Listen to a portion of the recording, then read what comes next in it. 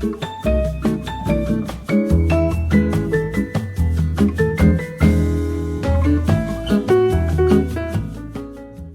everyone, welcome to Word on the Street. Today we will be talking about a combination of my two favorite kind of topics, both philosophy and diversity. However, with me today, I have a guest to help with these conversations.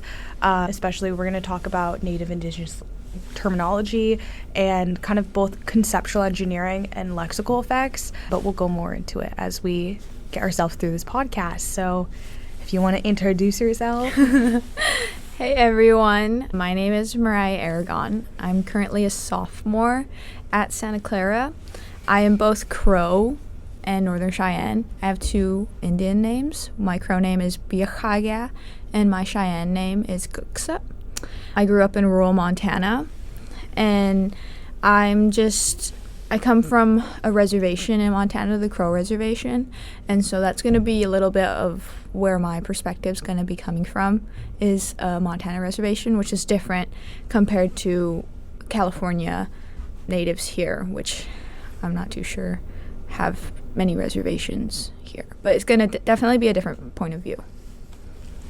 Awesome. Well, thanks for joining this talk and conversation, and I'm really excited to kind of just dive into the concepts, and please check in with me if things are unclear, but I'm just going to be reading off some of the information that I've collected and things that actually have accumulated through my class. So what is conceptual engineering?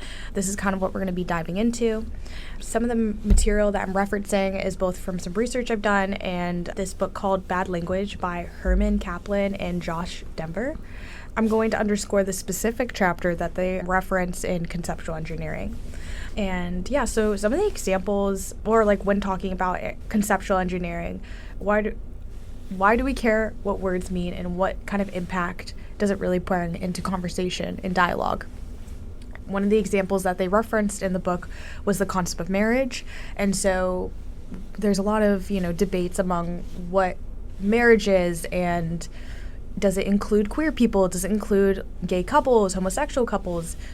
Does it include blank, different things? Is like talking about polyamory, does it include this? And so just how we conceptually think about terms, does it include all these other faceted things? The same thing goes with what is a person. The example they use is like, does this include a fetus? How do we attribute personhood? And so when we think about terms, we want to mentally configure what this includes and why it includes it. And I guess there's just a lot of debate amongst, social and political elements that are influenced by this particularly. In class, we references through multiple cases. I'll just kind of explain through these three cases that were articulated throughout my class to kind of give a bigger picture of what and how this is kind of referenced towards. When we look at case one, it's a term widely used to refer/invoke a concept that is problematic or objectable, such that a person wants to change which concept is referred to invoke or eliminate. Examples could be legal, marriage, gay, and we kind of see that what ways do we want to transform the terminology? Do we want this to include this? Do we want to add to this? How does this shift the perspective of when we use these terms? If it are elements of that is problematic, what ways would we want to transform this? And then we can look at case two. A term is widely used to refer to invoke multiple concepts where ambiguity is problematic or leads to problems such that people want to narrow or specify which concept is referred to, like fake news, feminism, state of nature, going out, independent, or community. These are some of the examples that are connotations. So when thinking about these terms, I feel like because they have such a broad placement and when we use it in our language, sometimes it can be confusing, and that's where the problematic elements can come in. So when we think of feminism, first off, sometimes when people think of feminism, they think of the first wave as being man haters and feminists being all these negative connotations, oh, they're all lesbians, just random concepts that don't really make I don't know, of course they don't make sense to what feminism is. And so like, oh, and then like, you know, as a woman in gender studies major and me studying this stuff, I'm like, feminism is about liberty for all people. It's about equality for all people. It's about not necessarily displacing men from and making it like a matriarchy, but more of it as a empowering for all of us to include in a thing that is working for, there's like working parts to it. And so I have a question. Yeah. Could you like say Christianity could be like similar, saying someone says they're Christian and it could be like, oh, I go to church every day, I do devotional, I go to this, whereas like someone else who says I'm Christian is, oh, I only go to church every Easter or every Christmas. Is it like a broader like could that be similar to what you're talking about? Yeah, I think that's actually a great example, especially when we think about the ambiguity of it. I think when people are like Christian, now we closely associate to quote like a political association, like, oh, they're Republican. And you know what I mean, like, so there's a certain amount of like conceptual engineering that we've done ourselves through that. But that's like perfect example, because like reflecting on what the basis of Christianity, it doesn't necessarily mean you're like you don't support gay marriage or you don't support these things, you know. So like I think the term has a lot of bit of ambiguity as well. Yeah, I think it's like, even when I was like deeply following Christianity when I was younger, I felt like we talked a lot about what is a Christian, what makes a good Christian, and so I felt like there were so many different routes you could take. And then I think just being like, if you were someone on the other side who wasn't religious and you heard someone say I was Christian, what would you associate with that? Because it's such a broad word. Term. Yeah, especially like thinking about the variations of Christianity, like there's like Lutheran, there's Baptist, there's wait, what's the other one? Mormons, some people don't consider literally Christians, and some Mormons consider themselves Christian. Catholics yeah, Catholics, yeah, Jesuits. Yeah. We can keep going. Yeah, exactly. Yeah. Well, we'll continue on to the third case. A term is widely used in ways such that it's unclear which concept it refers to or evokes, so people want to precisely or eliminate meaning. Emergency in everyday conversation context, or echo chamber. I guess it's kind of similar with the previous one that we were mentioning, but I think there's just like a big emphasis about what ways can we make it so precise in our language, or that people kind of understand off the bat. So you know how like we're saying there's a lot of variations that are occurring, and so it kind of wants to, what ways can we kind of eliminate this misunderstanding and be on the same page about things by using certain terms. But I also think this is like kind of common, certain labeling in language, especially when you take back language and take back ways and meanings and like different associations that we've created terms to explain certain things. Like once you have language terms, it gives you a power for people to like articulate a point, and everybody kind of gets to what that narrow point is. I don't know why this one came up to me specifically. It's probably because I'm doing a little bit of research, but it's like compulsory heterosexualism.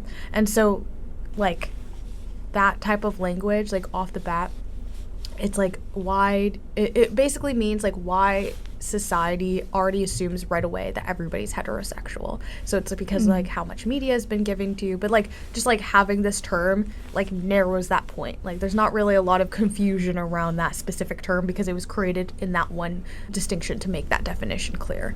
But yeah, class, we actually talk about some approaches, and some of the approaches that we mentioned are: suppose that there is a single real meaning which can be uncovered through methods of reflected mutual equilibrium inquiry. Behavior can then enforce that meaning. So ways that we can kind of fix conceptual engineering, or not fix, or like what ways can we just change the way that words are like influenced by. I'm gonna pause right there. All right, now we're gonna move to some approaches and ways that we can harness conceptual engineering. One of the approaches that we actually mentioned in class is: suppose that there is a single real meaning which can be uncovered through methods of reflective mutual equilibrium inquiry. Behaviors can then enforce that meaning. So when we think about wanting to attribute certain terms and meanings, we can do a process of what we're doing now. We can think about these concepts, we can think about reflective, and we kind of turn them over. And once we kind of create a understanding between each other, this equal understanding kind of moves us forward to the next step of now that's what the term means. And I kind of always, I don't know, this kind of reminds me of like ways that like things have association now just because like you and a person have agreed to the terms of it. And so like, for example, when we think of like super shoes for our track and running, they're not called super shoes. Like we just associated them from our coach, and now we have an understanding that these shoes we wear specifically when it's time to do this workout or something. Yeah, what are, I don't even know what they're actually called. They're either called alpha flies or yeah. vapor flies, and then it's like a number like 9 or something. Yeah, so now we've just attributed a new meaning that we all mutually agree upon. So it kind of feels like a contract in a way too. And now we like enforce that through, you know, saying this on our coaches' emails and talking to each other when using those terms. The second approach is suppose that there are many concepts of the term in question could refer to invoke, and determine which it should refer to invoke. So like we're saying, like what meaning of this concept are we all equally agreeing upon, and why do we want this to invoke the way it is? So maybe it means something different, but what if we want to change that meaning? Then we could all have to, like we all have to contribute to that as well. And the third approach determines that meaning is hopeless, brand word meaningless, or regulate to academic discourse. So some, you know, people or like, I guess philosophers believe that it's kind of just like not really possible to conceptual engineer away and manipulate our way through creating new definitions of words. It's just too difficult. These words are going to have baggage the way it is. Like, how are you going to change a whole populations of people's language? And, you know, we'll just do it through as much as we can with academic influence and scholarly work and ways that we can put a highlight on that. But I don't know, I personally feel like I get that point in some ways, because let's say like inclusive language, for example, as our department at working at the OML, like we often want to include inclusive language, we try to actively use it ourselves, and especially in certain spaces, it's very much something that we're determined to do. But you know, it doesn't catch on to a lot of people, and doesn't catch on to a lot of people to actually think about what they're saying. Sometimes it does, sometimes it doesn't. It doesn't stick all the time, and like that would be harder to get that mutual equilibrium inquiry about that. But that element of attachment toward that language is going to take a minute. Especially, it's just a lot of people are like, why should I change the way I talk if that's not my intended influence and meaning? But then it's trying to explain to people, well, like, it's not about what your intent is, it's about what the impact is about what you're saying, and so that it can be confusing.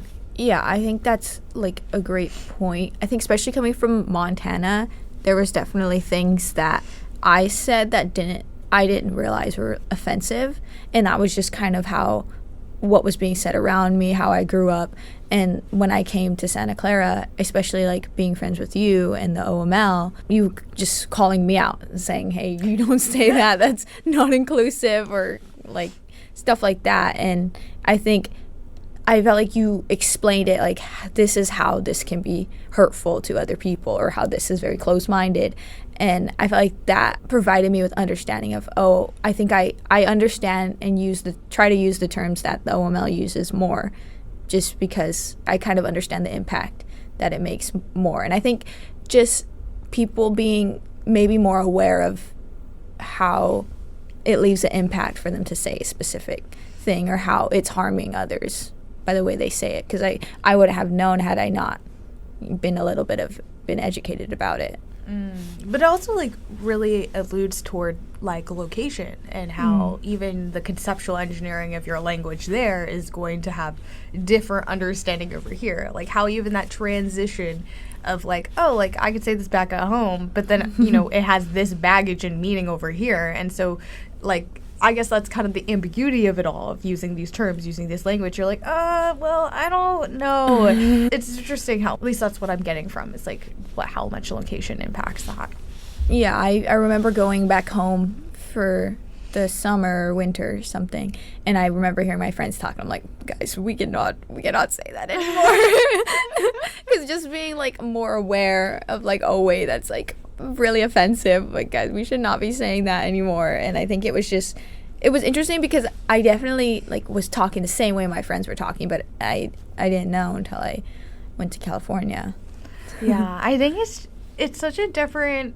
It's so weird because I don't know personally. Like, I've never been to the Midwest. I've never really even been to the East Coast. I've literally just been to like Washington, Oregon, and California. And so, you know, like, there's a general understanding of these things. So I'm surprised that I'm like, oh, like, I wouldn't even think that people would think things like differently or say things differently or wouldn't understand the amount of baggage certain terms have in words. But yeah. I also wanted to additionally add another academic source when thinking about conceptual engineering. I just thought it was helped to bring into the conversation and to help kind of conceptualize this term, especially if you haven't been familiar with conceptual engineering. So there's an article mentioned as Conceptual Engineering, a Roadmap to Practice by Manuel? Oh, well. Thank you. You want to finish the... Manuel Gustavo Isaac. Yeah, thank you. Thank you. Stefan Kosh and Ryan Deft. Shout out your pronunciation. I don't think I did much better.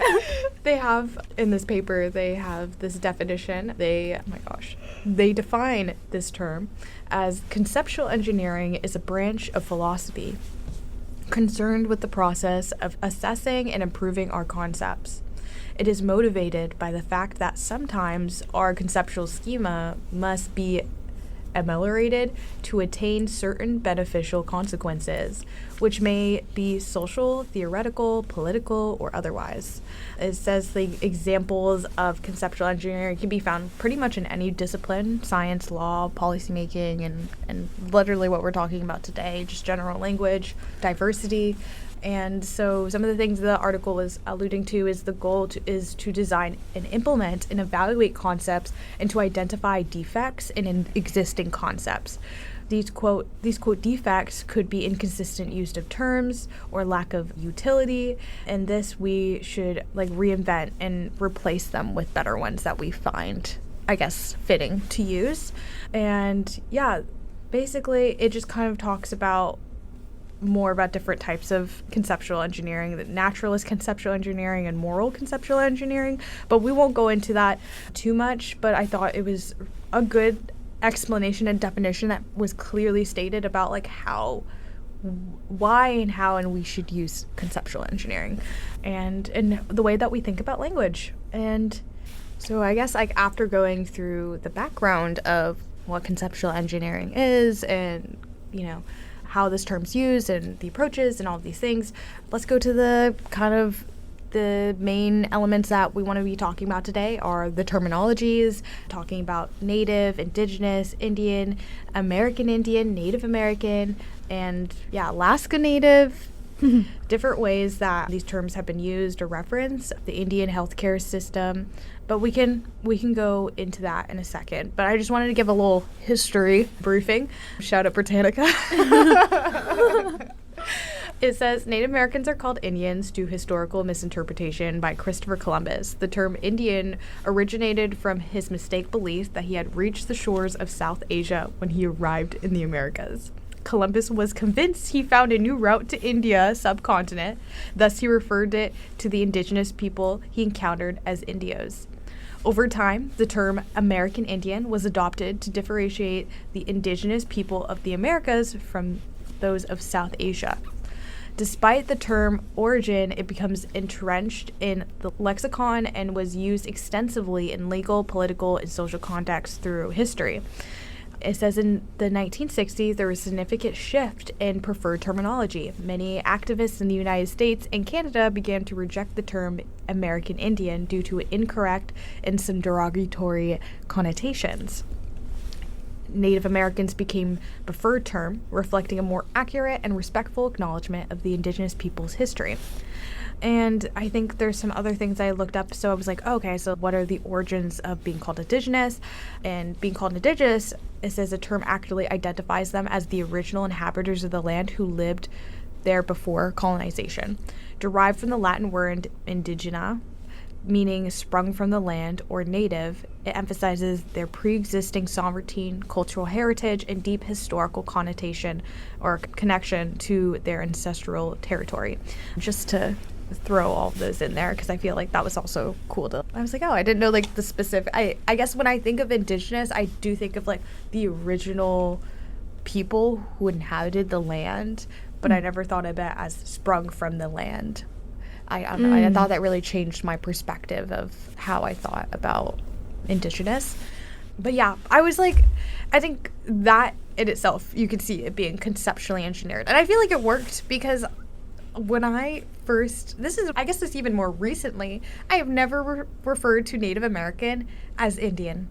I have literally never, and I guess like I'm from Washington, and Washington actually has one of the most like federally recognized Native tribes in like, are literally probably in the country, and it was very installed that we just called them natives.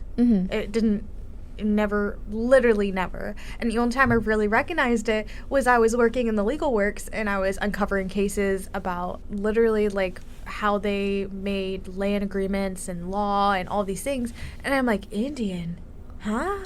It took me a second. I was like, what? Oh yeah, definitely. I feel like, especially because like I was in rural Montana, there was very limited diverse groups to begin with. I think the majority was Native and white.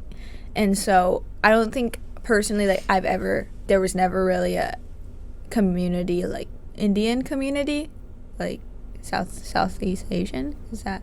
Yeah, so like I've never seen anyone in the area, and so when we said Indian, it was like our native community, and I felt like it was just hard to escape the term, because there was so many other, even in like cross country, we had this thing called the Indian Mile, and we would take turns running in the front of the group. Like it was already like titled on so many different things, and so like it was just kind of, I think we tried to make our shift to like indigenous or native, but there's still like words that are just kind of left how they are, like Indian tacos, like that's a food that's ours, but it's like we don't change native tacos. We just say Indian tacos because that's what they've been called for years. So, yeah. I guess, like, that totally makes sense. Especially, like, if your majority of your community is, like, Native American. Like, of course they would refer to one of each other. Especially, like, I could imagine if that's, like, also just, like, the historical precedent of what they've been called for so long, especially older generation natives. That's probably what they heard most from other people too. Yeah. Because they're, think of the history, but I think currently now, modern more, I guess you're saying that's still a thing, but like depending on location, I feel like the reference of Indian is like less now and more used derogatory, if anything. I could see that. Yeah, definitely. I feel like when I came to California, because there was like a bigger population of like Indian people, it made more sense that I don't refer to myself as Indian, because I'm like, oh, there are Indian Americans from India, and I felt like that kind of like got confusing. Yeah, it made more sense to be, oh yes, I'm native, but when I'm in Montana, there's no group there. It's like if you're referring to Indian, you're referring to natives. So, yeah. So like location, yeah. I feel like there's a subtle theme here. That location is like very like who's in your population, what context does it bring, and how does this shape the conversations that you have. And I guess, did you like question it personally? Were you ever kind of confused by being called Indian or like that reference, or was it more of like when you changed locations? I think it was definitely more when I changed locations. I just felt like I knew there was multiple ways to say I was native, and I think there's also a different way that we say it. Like when we say Indian, we pronounce it like Indian, whereas like Indian I don't know if you can tell the difference, but like we say more of with it like an N, so like, oh, I'm Indian, whereas like, oh, they're from India, they're Indian. Like I feel like we pronounce it slightly differently, but like that's kind of our differentiation between the two. And I think, yeah, when I came to college, I kind of noticed like, oh, I wonder why we do still say that. But when I was back home, no one there was no change, and there was no like question to be like, oh, why do we say this? I think it was just more of like we accept more terms. Like indigenous kind of became more of a term that we use now. Okay, I see what you're saying. Also, like, this is a good thing to cue in lexical effects. Lexical effects definition real quick refers to how words meaning influences sentences interpretation. Context plays a crucial role in determining lexical effects, and sentences receive different interpretation based on the lexical choice. And so what you're saying is like this pronunciation is supposed to make basically a differentiation between somebody from India versus being like Native American. And so like this probably accumulated through the community and had this kind of lexical effect that you know that you're talking about one or the other. Especially, I'm guessing, like, I don't know how often if you don't have a community, but like you're going to be mentioning, like, if you're reading history or certain things or referencing things, you're going to be talking about India. But you can maybe see that transformation of Indian. Yeah, Indian. Okay. And then my question is, though, related toward this pronunciation, is it also like, because I know, like, you said there's like a res accent. Like, yeah. Is that like an unknowing lexical effect? Or is it actually just the accent? Honestly, I would say it's probably more of an accent. Definitely. I feel like it was definitely used as an insult. Like, I think it's not necessarily always a good thing. Like, I think I've definitely been called, like, a reser, which is supposed to be an insult of, like, oh, you come from an underfunded place, or, oh, you're, like, dirty, you're in poverty. Like, that's kind of, like, yeah, that's, like, what I've been referred to, because I think sometimes, like, reservations get this, like, not so good reputation. And so, like, I think it was always kind of, like, don't talk like you're from the res, don't have a res accent, because I don't know, I feel like now that I think about it, it shouldn't be something we're ashamed of, because that's just how we grew up and that's our community. But it's definitely different from like when you're speaking in English. I feel like it's when you're talking with like a res accent, I don't know how to say it, but it's like you don't really pronounce your words, or you kind of I say like a lot, which is kind of like what is part of the, like, a lot of us are like actually I don't want to say, like, try to do the accent in like as I'm making fun of it, but it's just like we get this rep of that it's not good, and if you have a res accent, people are gonna like treat you differently, or like you're looked down upon if you have that. Is it like elongated vowels? Like, my question, I guess, is like how this could impact the interpretation of, like, maybe the pronunciation of the word. Because I don't know if you guys picked up that distinction just because, just like knowing in your community, it just became like how you pronounced it, or it was because like you guys already had a pre-existing accent that made it sound already Indian. I honestly am not sure. I know that res accents are typically kind of like similar across all reservations, which is like if each tribe had their own language, you would think they would kind of have a different accent if they transitioned to English, right? Is that what you're like trying to say? Because like we did come from our native language and then transition to English, but like if there would be an accent, like Puerto Ricans have a Puerto Rican accent, Colombia has a Colombian accent, but like all native tribes, they all speak different languages, yet they still kind of have this similar middle ground of res accents. I would say because so you're saying somebody from a reservation in Washington sounds similar to a reservation in Montana? I think so. Okay. Which is, and it's just like, I'm trying to think of an example. I think they even have like some native actors in Disney movies, Brother Bear, and me and my horse went to catch some fish, and where the moon meets the sky, and like I'm trying to give an example. I'm just telling you about my plans for next weekend. I was like, okay, that sounds fine. Oh my goodness, I should have done more research, because I definitely did talk. Like, I definitely had a res accent before I came to college, but I kind of... Put the receipts. I kind of, like, stopped. Or I think sometimes, like, I guess it depends, because sometimes we do pull words from our own language. So, like, but they're, like, short words. Like, we're like, ha, sava. And I think I don't know if that's a Cheyenne or a Crow. But, like, sava means, like, I can't even explain it, but it's just, like, you would just say that if someone, like, said, like, a joke or something. And then, like, I'm trying to, like, I feel like when I had my res accent, I was still, like, people consider me whitewashed. Oh, like, you're so, like, whitewashed. You don't even have, like, a real res accent. And I don't. You couldn't win. Yeah.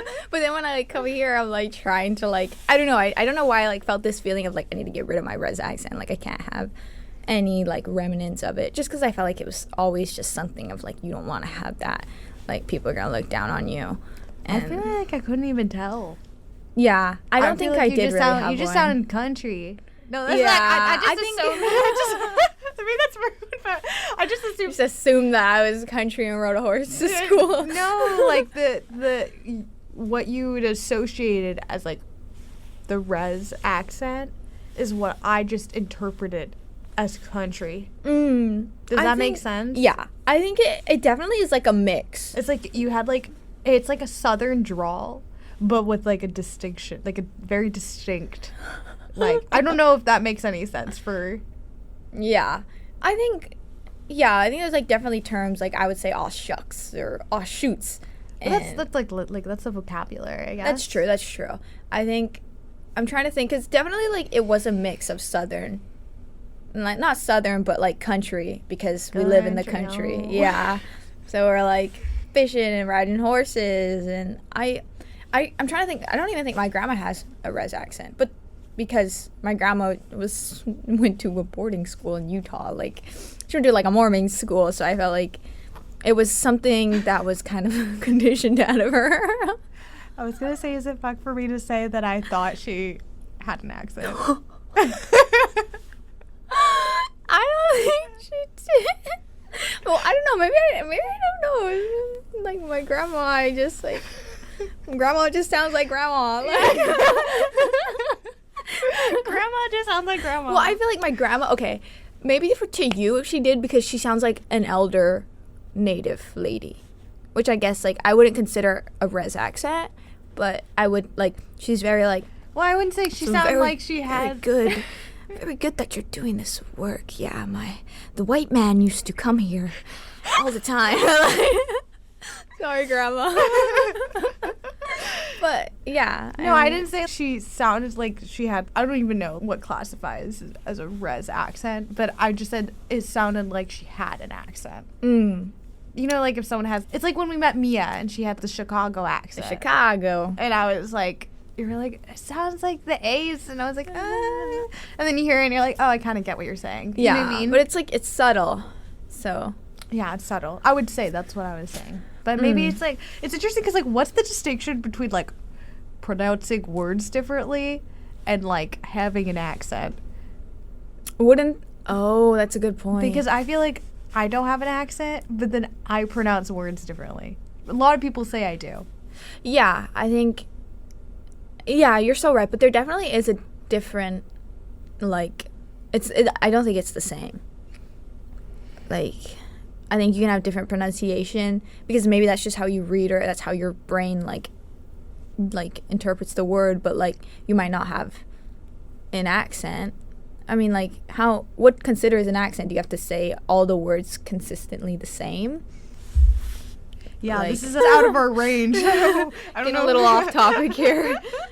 I guess, like, something I was thinking about is, like, how the references of, like, you were talking about terms, like you're saying Indian taco, food dishes, and, like, there's even institutions like the healthcare center. The Indian Healthcare Center. We also have I live a few miles away from a small town, and the high school is called Lodgegrass Indians. And it's all Native students. So it's not like... But, like, when you see their logo, it's a Native American wearing a war bonnet.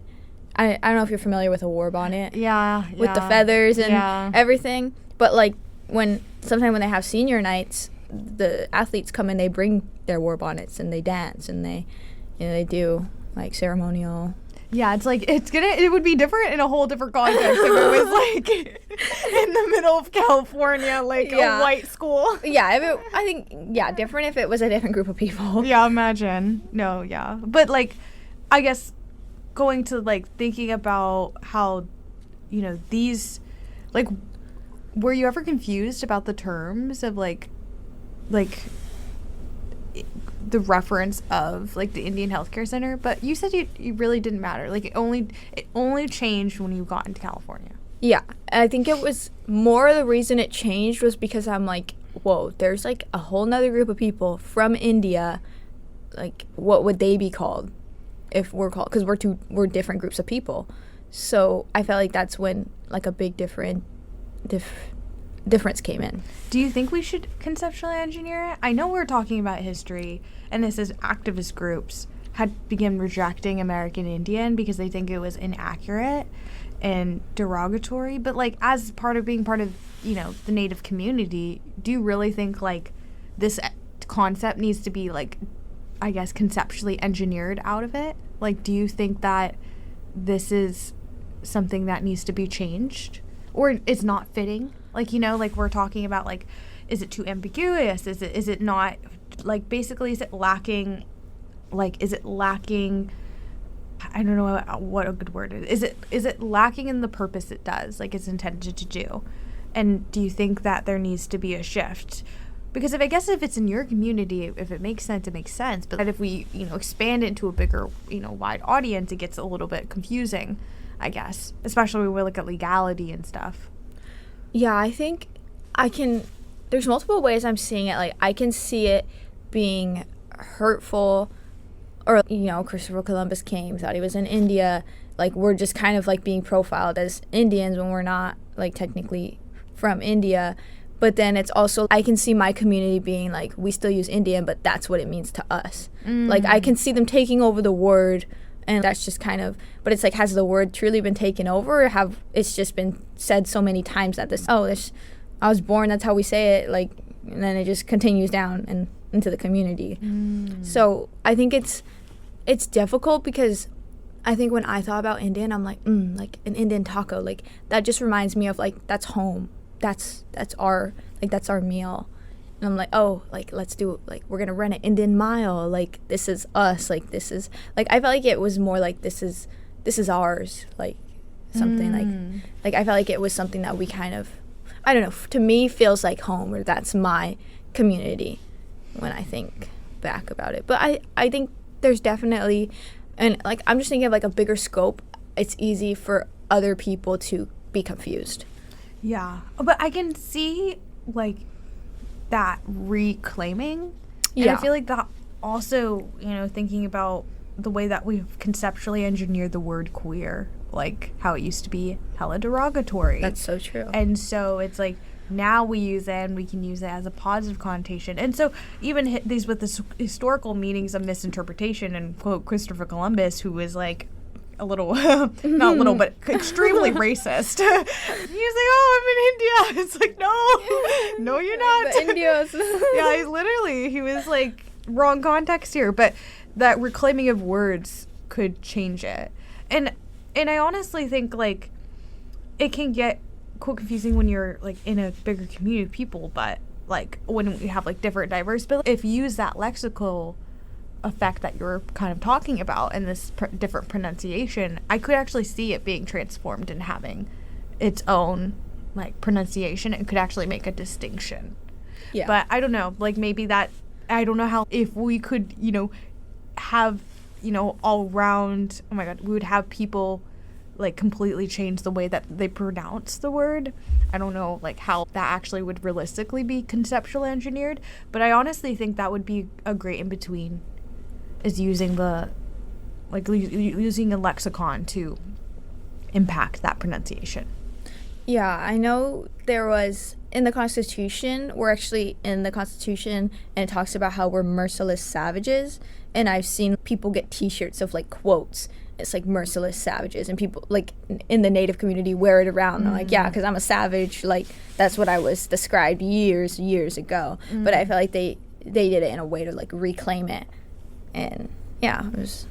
Yeah, especially like the weight of the legal works. Like it's so telling of the racialized element and the element of looking at Native people at a certain way and like using these terms that, you know, quote Christopher Columbus started with, like how it's so ingrained in our deep legal system as well. I think it's like a reflection of that. It's kind of hard because like what's society saying and what is the legal system portraying? I think those are two different things, and especially like if we use that across the legal world and like how we conceptually engineer ourselves into them.